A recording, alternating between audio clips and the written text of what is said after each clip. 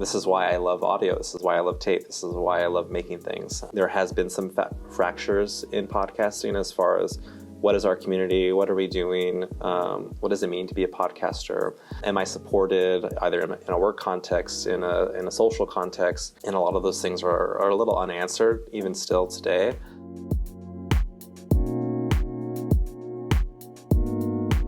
Hey everyone, my name is Angela Hollowell and I'm the host of the Honey and Hustle podcast.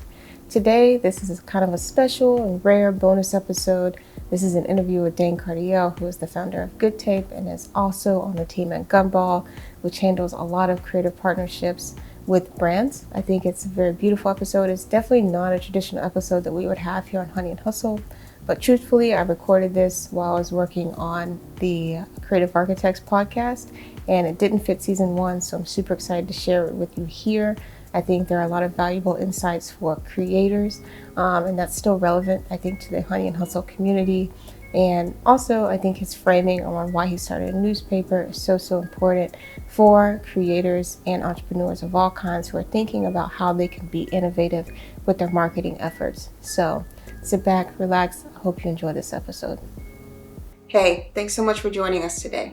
This podcast is free and will always be free and available on YouTube, Spotify, Apple, GoodPods, HeyTi, you name it. While it's free for you to consume, it's not free for us to create.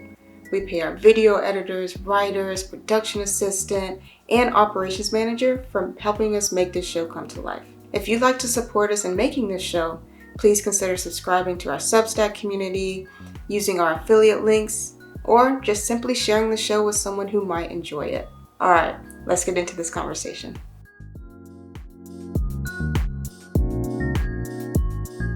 Today, we're doing something a little bit different. We are at Resonate Podcast Festival in Richmond, Virginia, and I'm joined by Dane, who is a wearer of many hats. He is one of the co-founders of GoodTape. He is a part of the Gumball team that's doing incredible things with podcasts and YouTube advertising, and I cannot wait to dig into his story and what all he has going on. So Dane, thank you so much for joining me. Amazing. So glad to be here. Out of frame right now is this incredible newest release from GoodTape. Your first edition of your magazine is actually formatted a little bit more like a newsletter. So talk to me about what was the motivation for doing a physical piece of media? Yeah, so over a decade ago, I actually had a print magazine. It was an art and literary magazine.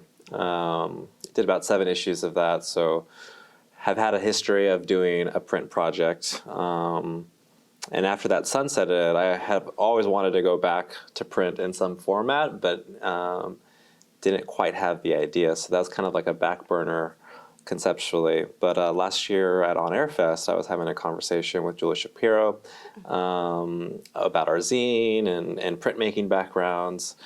And, when you're ever at a conference like this, there's all this dreaming energy of what's possible, what can we do?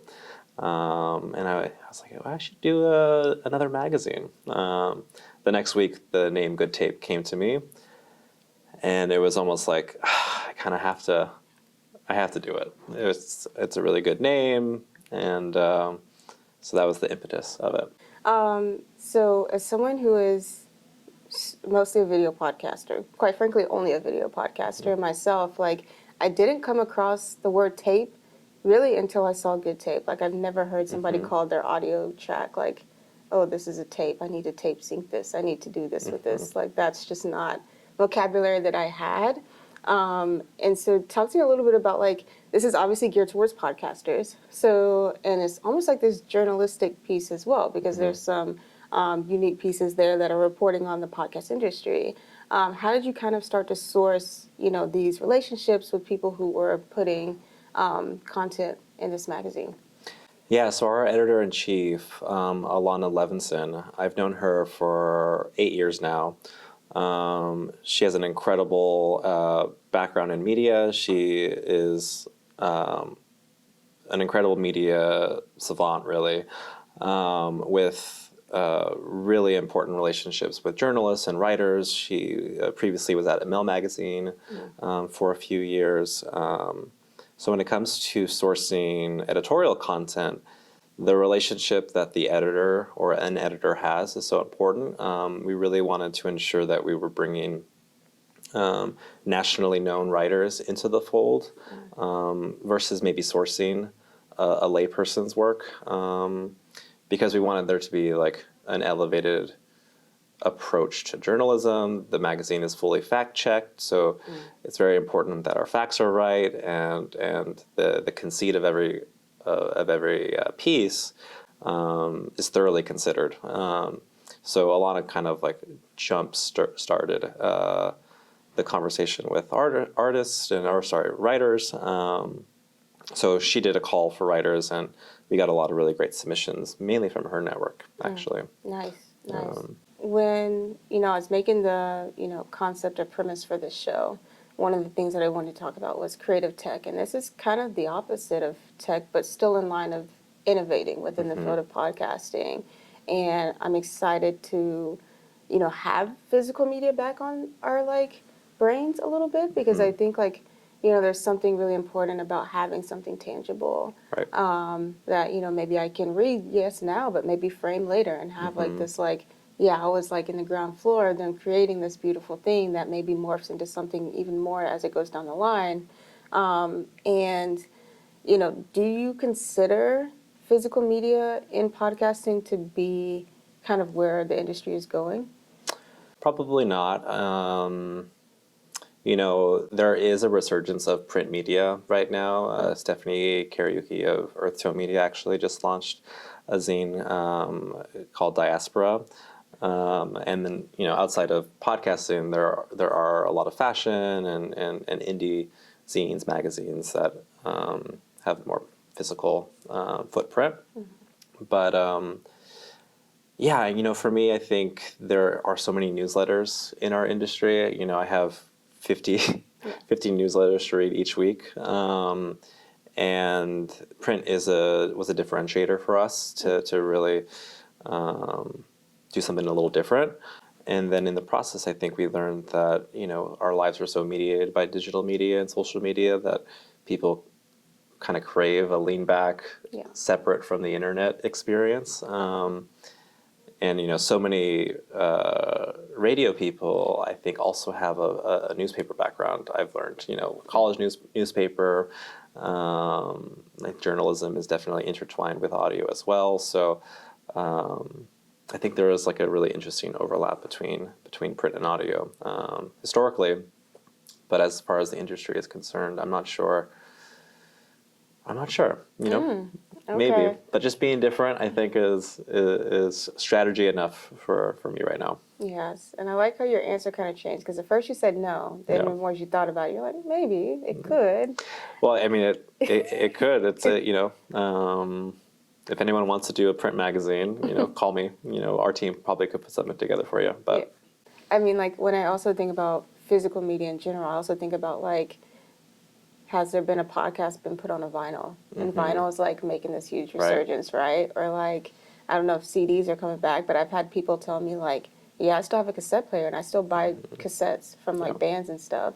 So it's is that retro media coming back? Are people exploring that more? Is that something we're going to continue to see in the listenership? How is that going to evolve, and how are people going to continue to get or crave or desire to seek news? And I really love that you brought up newsletters, because that is the thing right now. All the newsletter hosting companies are duking it out, which I love to see, even though I don't even write newsletters. I barely read them, if we're being honest. I get so many as well. And, as we're looking at how can we create something that's unique to us, that's important to us, but also that's really, that resonates in honor of the festival, resonates with our audience. What has the reception been so far to the first issue? Yeah, I think, overwhelmingly positive. I think if all of the issues that we brought to resonate were to leave the shelves, we were at 1,000 issues distributed so far. And, so many images coming, Berlin and Paris and Australia, even the international community has stepped up and got an issue. talking to someone who was in their hotel room last night with a friend, and they were talking about them doing dramatic readings of one of the articles. I think, the impetus of the magazine too was at a time last year where community-wise, I feel like there has been some fractures in podcasting as far as what is our community, what are we doing, what does it mean to be a podcaster, am I supported either in a work context, in a social context, and a lot of those things are a little unanswered even still today.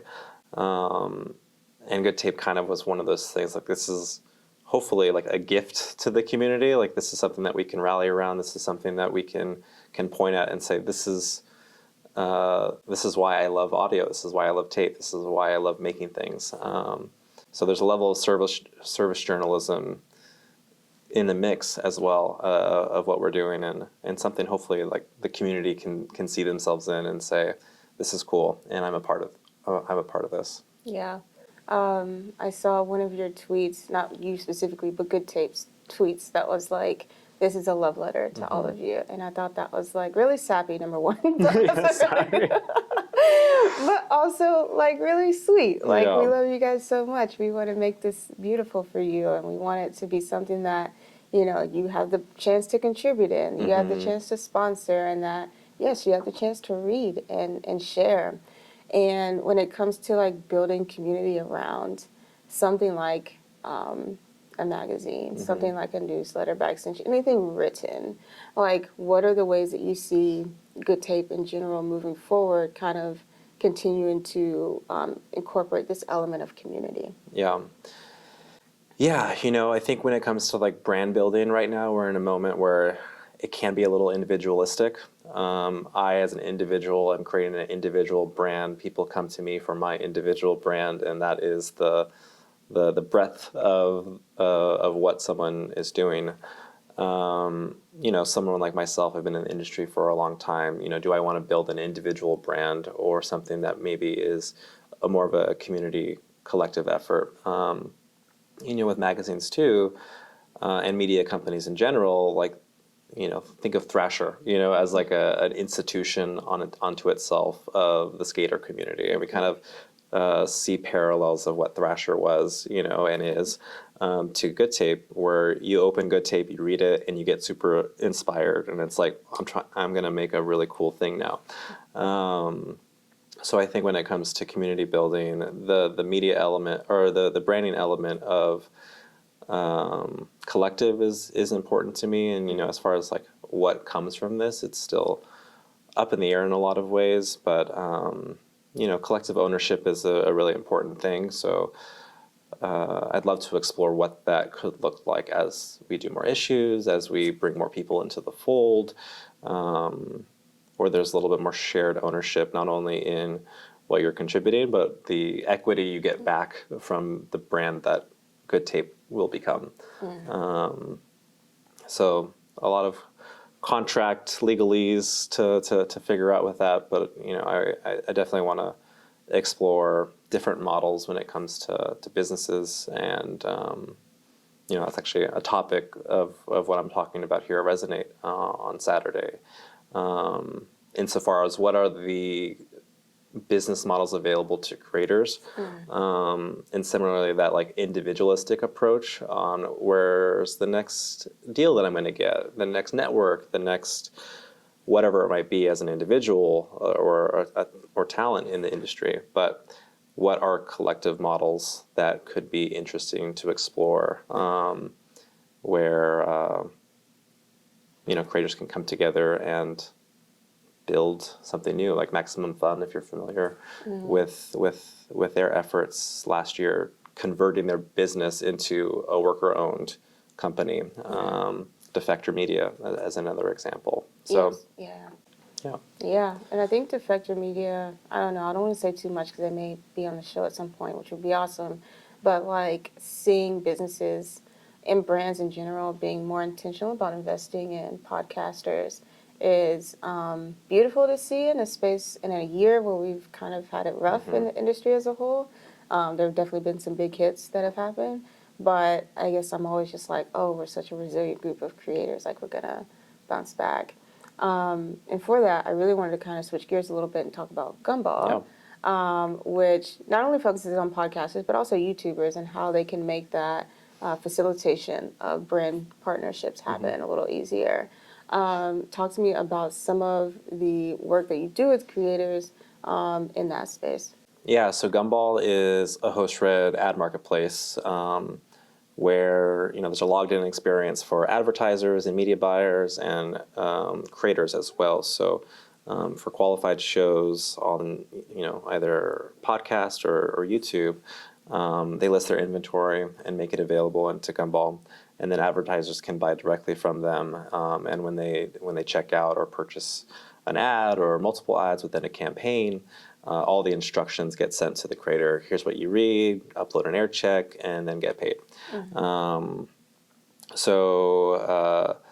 As far as like the work that we're doing is the network model, I think, is something that is waning a little bit in the industry. You have a lot of creators, I think, who, in the absence of large minimum revenue guarantees or really substantial offerings from podcast networks, kind of ask themselves, I could probably just fund the production myself. I'm already doing the marketing myself. What else does a network provide me that I can't maybe do myself? And functionally, ad sales is one of the main pieces that you work with anyone in this space, because it's a lot to manage that as an individual creator. So Gumball is that, separate of production, separate of marketing. If I'm doing a lot of that on my own already, I can come to a platform like us or like Gumball and have a better rev share, get more money in that exchange, and have a closer relationship to my business. I think that's an interesting statement that you made, that the network model is kind of not continuing to be as popular. I feel like there are still networks that I'm discovering, you know what I mean? HeadGum is still a network that seems to be thriving, and their particular brand of content, or podcast, I shouldn't call it content, I'm not trying to offend anyone. But I think there's one of the reasons why networks are so popular, yes, because of the business benefits, but also because of the community benefits. You now have this community of similar or like shows, and presumably like-minded podcasters you can bounce ideas off of, who you can learn from, who you have, can have direct feed drops with, for example. Right. If, for example, like a podcast network was made by a production company, so they're producing all the shows, they have access to all the feeds, they can do feed drops, so that amplifies your marketing by getting in front of their audiences, and then as your marketing or like your downloads grow, presumably the ads, that you can sell grow. And we don't have to get into like why downloads are not the best metric right now, but one thing that I did, has been on my mind, and that we've kind of heard in similar veins across presentations today, is that downloads aren't the only metric or even the best metric to decide. Jukayla of LWC Studios mentioned that, she listens to or looks at the listen through rate. Yeah. Which, depending on your podcast host, can be hard to determine. But I think like what she was trying to get at too is like, what is the depth of your affinity, like your audience's affinity to your show? And like, do you feel like that is something that advertisers are starting to look at more closely? Yeah. Yeah. So, I do think downloads are still directionally helpful, because it gives us an indication on the scale of a show. And that as a baseline, most advertisers are buying on a CPM model. So we are looking at impressions that could be served into an episode or across a catalog in a show. But advertisers are looking at, one of the things the industry, I think, has had some turmoil is that a lot of our business deals with talent, 2019 to 2022 was just based on downloads. What's your scale? All right, here's a bunch of money based on that. But then, aside from the soft ad market, when you get a show in, does it convert for advertisers? So if an ad campaign runs, Does it actually reach the audience, and does that audience convert? What's the percentage of US-based audience? Because most advertisers in podcasting are US-based companies looking to target US-based listeners. What category is the show in? What's the CPM rates that a creator is comfortable with going? You have to have some flexibility with your rates. So there are a lot of factors that go into the viability of a show beyond downloads. But I would say from that presentation's perspective, that's probably more so looking at audience retention and audience growth. Yeah. So like a listen through rate metric is very helpful to tell us, are we growing the audience or not? And one thing in GoodTape, we had an article on the ideal podcast length, and there was a really good mention in there that this person is an audience development person at Condé Nast, and they want to listen through rate around 70%. And I think we have a lot of people that say, oh, we should have 85, 90%. But the reason why they want 70% is because that tells us people are testing the show, and they might not stay, but we want people to test the show. We want more people coming through. If it's a high listen through rate, you might have a stale audience. People are there and they're coming back to you, but you might not be growing as aggressively as you want to be. So I thought that was I hadn't thought about it that way, and super helpful. Yeah, that is interesting, because I have heard oh, you want 80 to 85%, especially on the listener side. Like on the video side, it's a little bit different, because you're also battling the fact that interviews like this are largely going to be static. There's not going to be a lot of B-roll. And people may just kind of maybe if they have YouTube Premium, just turn the screen off and walk away. You know what I mean? So it's still kind of how do you keep people on video, for that same amount of time, and how does that translate? So going into kind of the YouTuber side of things, and I think this is particularly going to be relevant as more, podcast and podcasters do identify as video podcasters. How do stats translate? How do you articulate a combined audience and maybe double your chances of getting maybe a larger, more expansive or inclusive marketing campaign with an advertising brand? Yeah, so I mean, it's similar to the audio side, where we just look at the view count on average per video that a show earns on YouTube. And with YouTube, it's a little bit more, there's more room for virality. So podcasting tends to be a very stable week to week, whereas YouTube, you can have one video get 100,000 views, and then all your other ones get 10,000. So something that we try to control for when we're onboarding a show that has both an audio and a video component is we'll look at their last 10 videos on YouTube and remove the top 3 performing videos, and then average the 7. And then that gets us, a little bit of a conservative number that we can sell to advertisers to say, we're going to get 50,000 on audio, 50,000 on video. That equation is how we kind of land on a conservative metric and then we package that together and sell both to an advertiser. And yeah, actually a lot of advertisers are very curious about video. And something with Gumball is we're actually just selling into YouTube only channels as well. So 0 podcast component. We started that about 9 months ago, and I've learned a ton since. But a lot of the audio buyers, I think, are coming to the video only value prop a little later. But they do like the simulcast option to test. And there's a little bit more clickable real estate on YouTube, so that those conversions might be a little bit better if you pin it in as a comment or add it to the top of the fold in the description. QR codes. But one thing that video is this whole conversation right now. One thing that we don't allow on Gumball is static image. Yeah, we need to have a host on camera.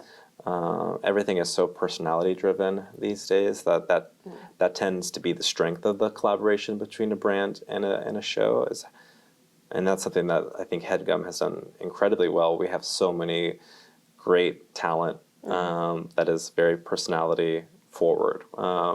So the association that a brand gets from the campaigns on those shows tend to do quite well because the audience is like really attached to the talent. Yeah.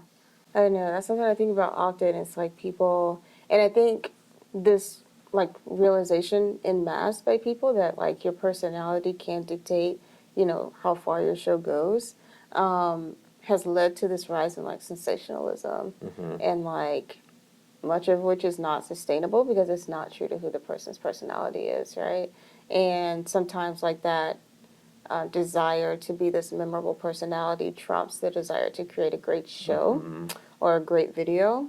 And like over time, that's going to show itself, right? So you could be doing well now and like videos could be doing well, but if you're still in 6 months averaging 10,000 views on your 7 least popular of your most popular views, you know what I mean? Right. Like then it's like, okay, well, where's the growth and what are these brand partnerships doing for you and your audience if you're not really able to sustain it or grow it, over time? Because that's what you would expect. You would expect that, if you have enough clout or enough data to support, you getting these big advertisers, then that also should support you, like putting that back into your craft and like creating a better show. Right. Yeah. So one more question before I let you get out of here, because it's like the end of the day and like I'm sure he wants to party and like chill or do whatever people do in Richmond.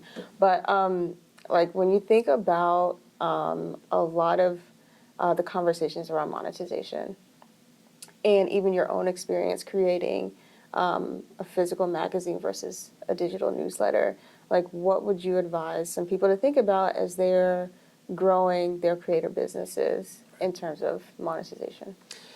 Yeah, so I think one thing that we tell a lot of creators that we're onboarding or working with is, brands are going to, they have a testing strategy when they're placing media buys.